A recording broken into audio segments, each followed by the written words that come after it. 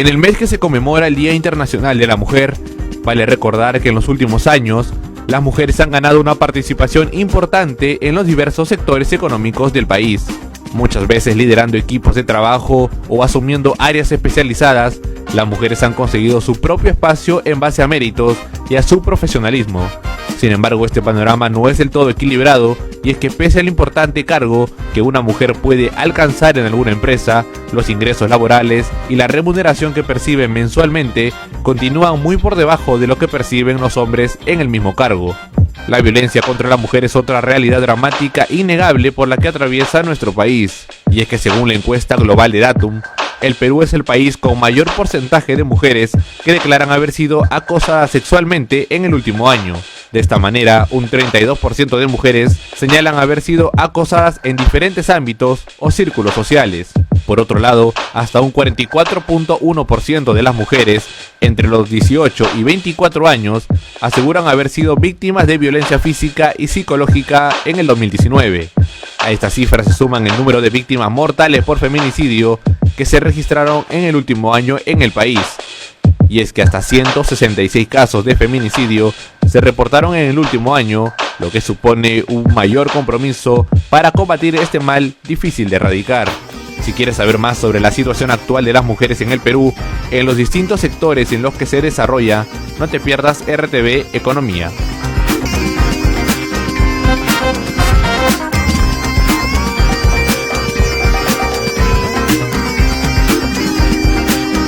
Buenos días amigos de la República, bienvenidos a RTV Economía. Ayer fue un día muy importante y este mes es muy importante, el Día Internacional de la Mujer.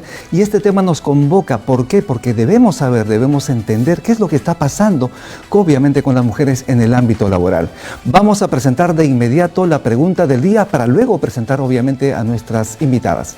¿Cuál es la situación del mercado laboral para las mujeres en el Perú? Comparte el programa, envíe sus comentarios, envíe sus preguntas para que obviamente nuestras invitadas puedan absolverlas. Estamos aquí con Indira Wilca, ella fue congresista de la República. Bienvenida, Indira. Muchas gracias, presidente. Y estamos también aquí con Marisol Iriarte, ella es jefe de gestión humana corporativa de BDO Perú. ¿Lo dije bien? Sí, muy bien. Perfecto, muchísimas gracias. Lo primero que queremos saber en este momento es cuál es la situación de las mujeres en el ámbito laboral en el Perú.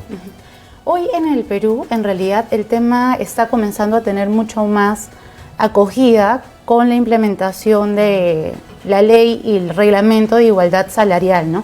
Esto ha permitido que se puedan establecer políticas mucho más específicas en las empresas, ¿no? Seguro ya tenían ciertos procesos o procedimientos para poder estandarizar el tema de igualdad salarial y que esto sea más un tema de méritos realmente obtenidos por los trabajadores, indiferentemente si es hombre o mujer.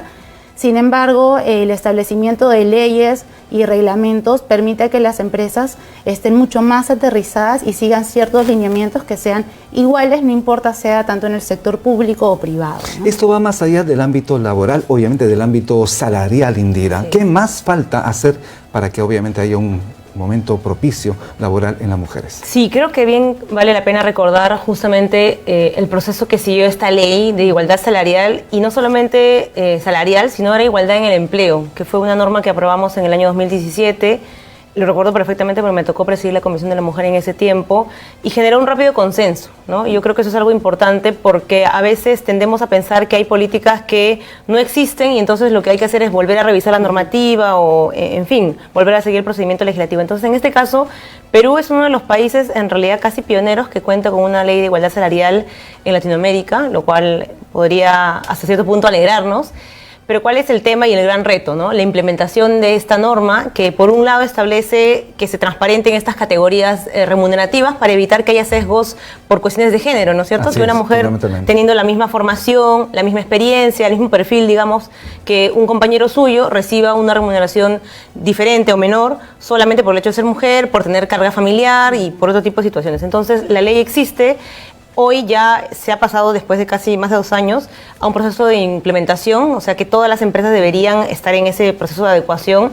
Sin embargo, también creo que hay que notar que es todavía lento el proceso de implementación de esta normativa. De hecho, hasta el año pasado que estuvimos en funciones, estuvimos haciendo seguimiento al proceso y todavía había en marcha las herramientas bajo las cuales las empresas iban a poder adecuarse a estas categorías remunerativas para poder sobre eso transparentar y ver que no hubiera discriminación remunerativa, ¿no?, hacia sus empleados. Y Marisol, ¿qué se está viendo en las empresas? Porque la discriminación no solo es por el tema salarial, también me imagino en el asunto de los ascensos. ¿Prefieren más a los hombres que las chicas? En realidad, con estas políticas y procedimientos ya ayuda a que haya algo mucho más establecido, ¿no? No debería haber ningún tipo de discriminación, porque si tú tienes los perfiles bien desarrollados, si tú tienes tu cuadro de categorías y funciones bien establecidos y dentro de la política tienes cómo va a ser el tema de evaluación de desempeño, bajo ningún motivo debería haber algún tipo de discriminación por un tema de género, ¿no? Ya entra un tema de perfil, si cumple con las competencias, con los conocimientos, con la experiencia que requiere el perfil o el puesto para que pueda ascender. Entonces, en realidad es algo que va más allá solo de la política, tiene que ver algo con la cultura de la empresa, ¿no? Fundamental. Porque si la empresa no lo tiene dentro y quienes hacen los ascensos vienen desde la parte de arriba, los directivos, no solamente que desde que Recursos Humanos pone la política, sino es un tema interno que tienen que tenerlo las personas, desde los directivos hasta los perfiles principiantes, los primeros, el tema no va a poder fluir bien en la empresa, ¿no? Entonces, no solamente política, sino trabajar con la cultura empresarial. Indira, tenemos un nuevo gobierno, ya pronto entran en función, perdón, esto me refiero al gobierno en parlamento, pronto entra en funciones. ¿Qué hacer? Porque hay, me imagino, proyectos que han quedado en el tintero. Yo creo que por un lado fiscalizar, como decía, si hay una norma importante como la que estamos mencionando, que es verdad tiene un ámbito todavía limitado en un mercado laboral pues muy peculiar como el nuestro, porque tiene mucha informalidad, pero ya, vamos a avanzar, digamos, para el sector que está dentro del mercado formal. Ahí yo dejaría una pregunta para los colegas que vienen, ¿no? ¿Cuántas empresas ya han podido empezar el proceso de contar con sus categorías laborales como la ley lo señala hace 2 años? Yo creo que ahí la respuesta tal vez no nos llene tanto de entusiasmo, entonces creo que sí hay que ponernos a trabajar muy duro y en nuestro caso, como bueno, los congresistas ahora, en mi caso como congresista, la labor es sobre todo de fiscalización, de garantizar que el Ministerio de Trabajo, continúe esa tarea. Y en relación a la agenda legislativa, creo que hay que mirar que tenemos una situación compleja para las mujeres. Estamos afectadas por igual que nuestros compañeros varones por la precarización, por la informalidad tan alta, pero que nos afecta en particular, yo creo que 2 elementos sobre todo. Hay data de todo tipo, pero yo quisiera apuntar de 2 cosas. Uno, que hay una calidad del empleo femenino que suele ser, por las cifras, ¿no es cierto?, denominada como empleo inadecuado, ¿no es cierto? O sea, la mayor cantidad de mujeres que están empleadas están en empleos denominados inadecuados, es decir, que no tienen cobertura básica de servicios de salud o pensiones o tienen un conjunto de situaciones que no les permite desarrollarse de manera adecuada. Entonces, esa situación es clave, porque la mayoría de mujeres están en empleos inadecuados en nuestro país. Y lo segundo, creo que tiene que ver con la situación de asumir la carga familiar y que eso no solamente sea un asunto que pone en riesgo pues la integridad de los miembros de la familia, es decir, las mujeres que dejan a sus hijos solos o solas para trabajar, o el cuidado de la abuela, o el cuidado de algún familiar, y en realidad eso no es algo que necesariamente ayude a contribuir a un elemento del que hoy se habla mucho, pero yo creo que se habla mucho sin tomar en cuenta esa perspectiva, que es la productividad. ¿Qué trabajadora va a poder ser productiva si sabe que deja a sus hijos a un riesgo terrible? Ningún trabajo vale la pena tanto como para hoy en día, que estamos viviendo una situación de violencia terrible, sentir que puedes dejar expuesto a tus hijos a cualquier tipo de acto de violencia. Entonces, la necesidad de políticas de cuidado, nosotros dejamos un proyecto de ley justamente para establecer cunas y guarderías en centros de trabajo. Es un inicio, porque eso debería ser una política de Estado que no se está cumpliendo. Entonces, este inicio era que esto pudiera estar establecido en empresas grandes, en empresas que tuvieran 50 trabajadores con carga familiar. O sea, no cualquiera 50 trabajadores, sino 50 trabajadores con carga familiar de niños pequeños. ¿Para qué? Para que eso pueda contribuir a que las trabajadoras, y también los varones, ¿no?, porque no es un tema solo de mujeres, puedan sentir que dejan a sus hijos en un espacio seguro, accesible, para poder trabajar tranquilos. Muchísimas gracias. Estamos aquí con el Diario de la República. Ustedes lo pueden ver ya en todos los kioscos a nivel nacional. Corra por su ejemplar, que está muy bueno. Hay información importantísima en las diferentes secciones del diario. Y nosotros les invitamos a que compartan el programa para que puedan enviar sus informaciones, para que puedan enviar sus comentarios. Te estaba preguntando, Marisol, sobre el tema de empleo inadecuado en las pymes, en las microempresas de las que posiblemente habló Indira. ¿Cómo estás viendo ustedes esta situación? En realidad es algo que se tienen que comenzar a regular, ¿no? En las grandes empresas, por un tema no solamente de alinearse al tema legislativo, sino un tema ya de cultura, están comenzando a tomar este reglamento algo más consciente para poder implementarlo, ¿no? Pero todavía en las pymes se enfocan en las políticas o leyes que son las primeras que tienen que atender, ¿no? Porque siendo chiquitas todavía no pueden abarcar tantos aspectos a la misma vez, ¿no? Y a veces dejan de lado ciertas políticas o procedimientos que son importantes, ¿no? Como el tema de igualdad salarial. Sin embargo, es algo que poco a poco yo creo que se va a ir implementando de manera adecuada. Yo tengo aquí una pregunta de una persona del Cusco, y es Ana Cecilia Lucana Picardo, quien participó también en los últimos comicios electorales al Congreso, y dice lo siguiente: en una jornada laboral las mujeres realizan doble o triple jornada, porque muchas mujeres están en la casa y luego de los quehaceres de casa tienen que ir al trabajo, preparar la lonchera, preparar a los hijos, acomodar, prepararse para ir a un centro de trabajo. ¿Cómo influye esto en el desempeño? Totalmente, porque no estamos hablando solamente de mayor uso del tiempo, que por sí ya es un elemento pues valioso para cualquier trabajador. El tiempo significa posibilidad de formarse profesionalmente, posibilidad de tener participación en otro tipo de instancias de tu vida, tiempo para tu familia, y no es una percepción lo que nos dice esta ciudadana del Cusco.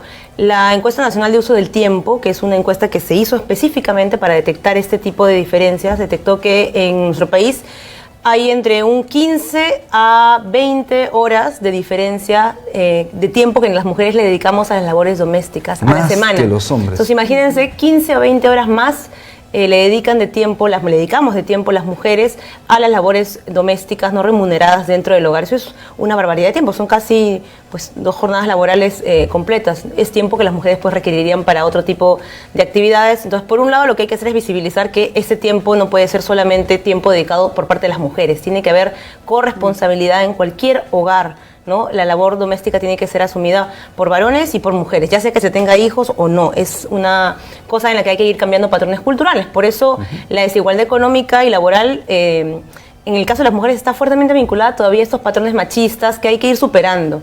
Y por otro lado, eso nos nuevamente llama la atención a desarrollar políticas entonces de cuidado para la mayoría de familias. Hoy tenemos programas focalizados, pero tienen una perspectiva de programa social, ¿no? Cunamás, que es lo que existe hoy después de lo que fueron los guaguaguasis, está dirigido solamente a población de extrema pobreza. O sea, es que yo soy una familia en la que trabajo y mi pareja también trabaja, ya no somos de extrema pobreza. No vamos a poder acceder a ese tipo de programas y vamos a tener entonces un vacío que el Estado tiene que empezar a llenar. Hay una realidad en el Perú, y esa realidad lamentablemente se llama violencia. Esta violencia también tiene incidencia, como lo dice Ana Cecilia del Cusco, afecta a la productividad de las mujeres. ¿Cómo lo ven ustedes?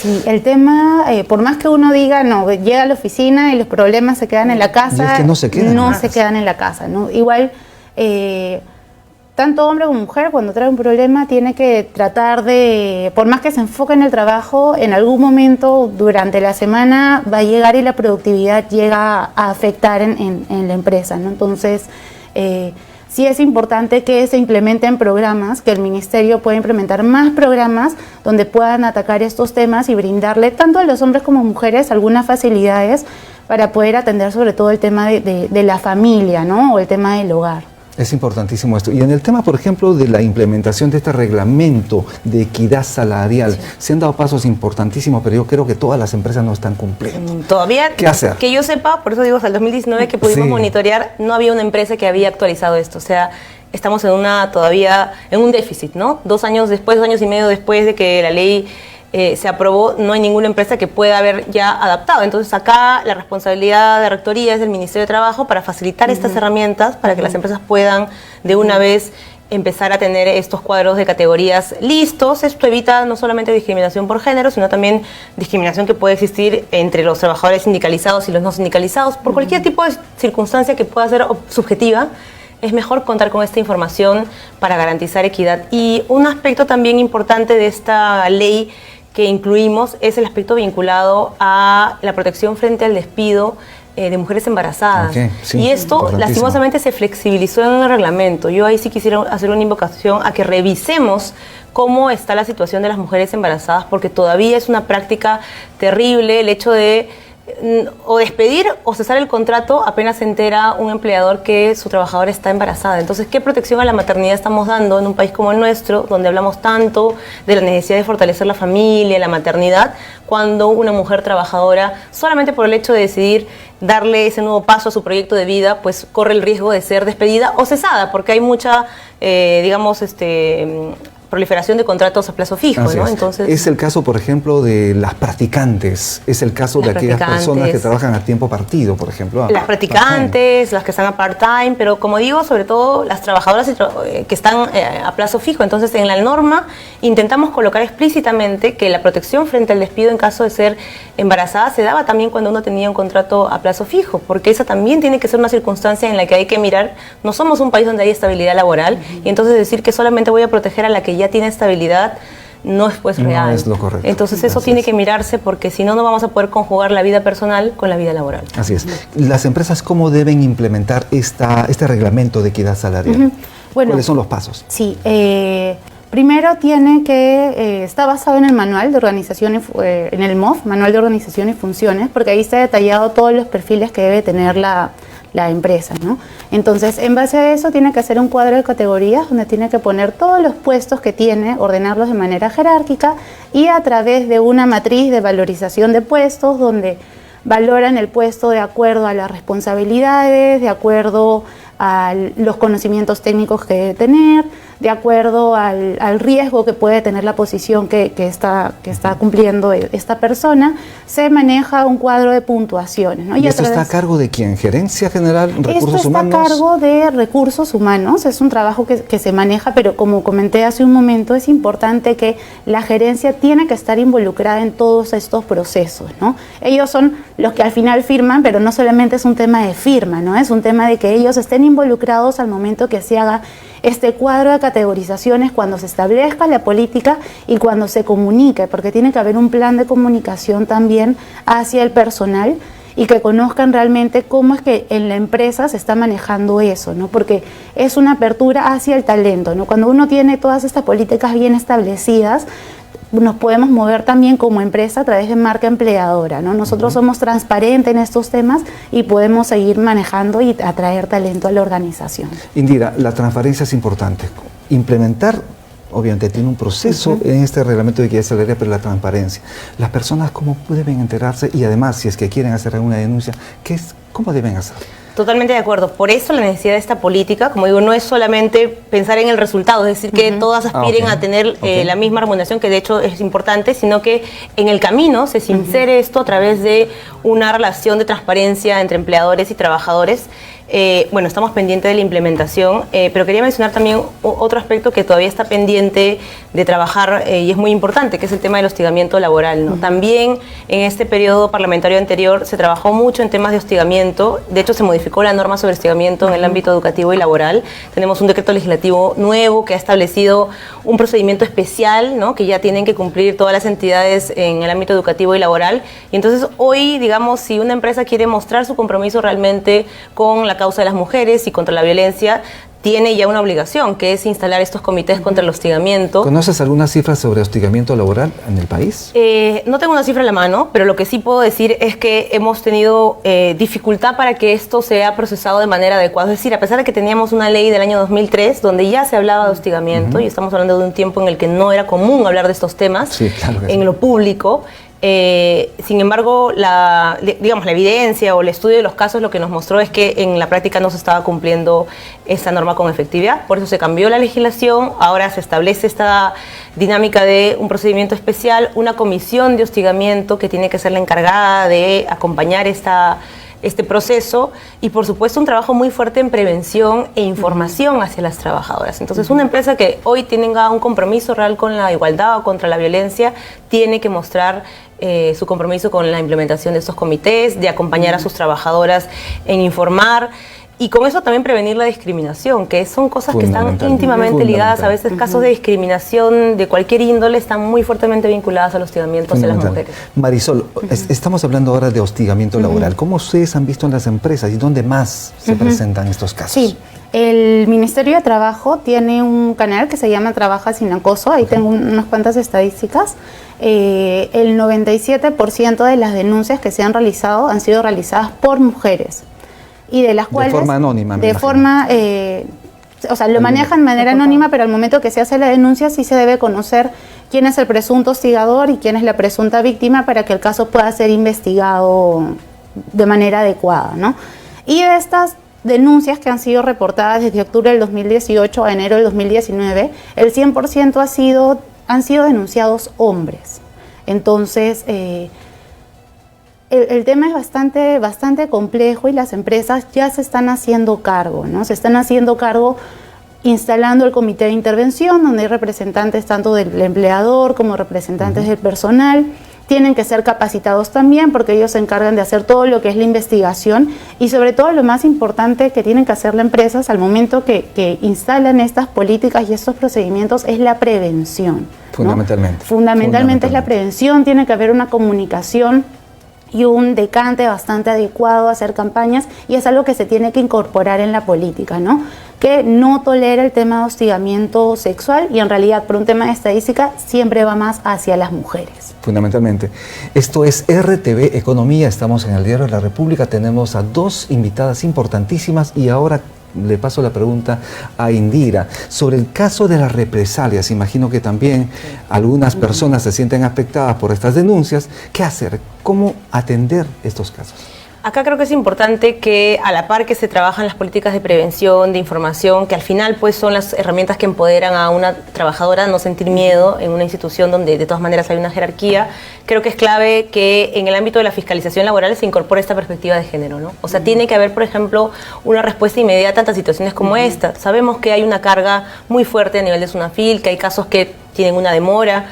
Eso puede comprenderse, no es una institución totalmente fortalecida, pero en los casos en los que hay un riesgo, si se quiere, inminente por situaciones de acoso o de hostigamiento o de violencia, incluso de manera explícita, porque lo hemos visto, o sea, yo he visto, me tocó acompañar casos en los que se mezcla la situación de hostigamiento sexual o laboral con situaciones de amedrentamiento y de no cumplimiento de la norma laboral. Por ejemplo, trabajadoras que son obligadas a renunciar de manera forzada, ¿no es cierto?, por determinadas circunstancias, entonces se suma eso a situaciones de violencia, las encierran en algunos, me tocó ver un caso de un despido colectivo, sobre todo a trabajadoras obreras, y las encerraron en un cuarto y les dijeron, bueno, no salen de acá hasta que no firmen su carta de renuncia. Es increíble. Eso no lo harían con un varón, porque saben que un varón tendría otra manera de responder, pero ahí se mezcla mucho, ¿no?, la vulnerabilidad por género, se trata de mujeres mayores o madres de familia, con situaciones de abuso laboral que ya de por sí estamos viviendo en nuestro país por la alta informalidad y precarización. Entonces,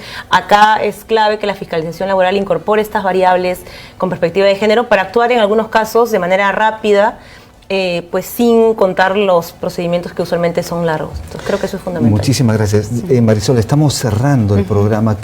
Tus recomendaciones finales, ¿qué le dirías a las mujeres y obviamente a las personas que conducen las empresas? A las mujeres que conducen las empresas, que sigan trabajando estos temas, que es algo que tienen que trabajarlo desde la cultura organizacional. Un papelito de la política no es solamente un tema de cumplimiento, ¿no? Si es algo que se tiene que trabajar desde la cultura, desde muy adentro, y tienen que seguir impulsando y empoderando a las mujeres, ¿no?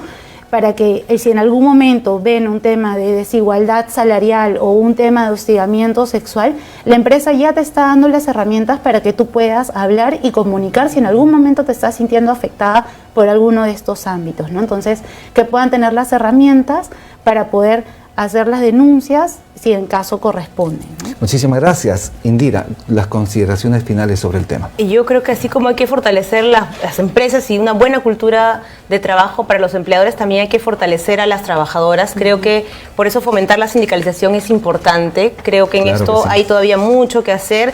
Está demostrado que las trabajadoras jóvenes y los trabajadores jóvenes organizados tienden a tener un mejor clima de trabajo, a dialogar más. Entonces creo que eso es muy importante, la sindicalización.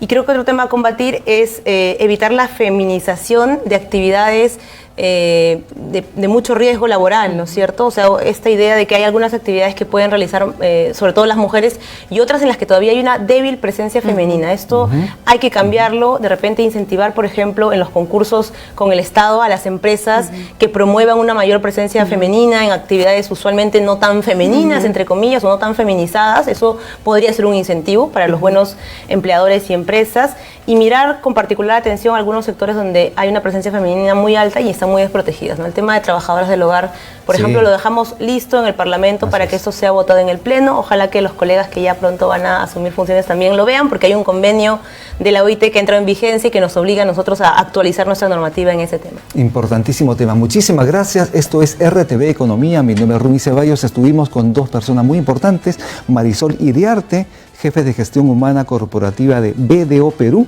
y Indira Wilca, es congresista de la República. Muchísimas gracias. Nos estamos viendo el día de mañana. Empezamos una semana importantísima. Hasta el día de mañana. Gracias.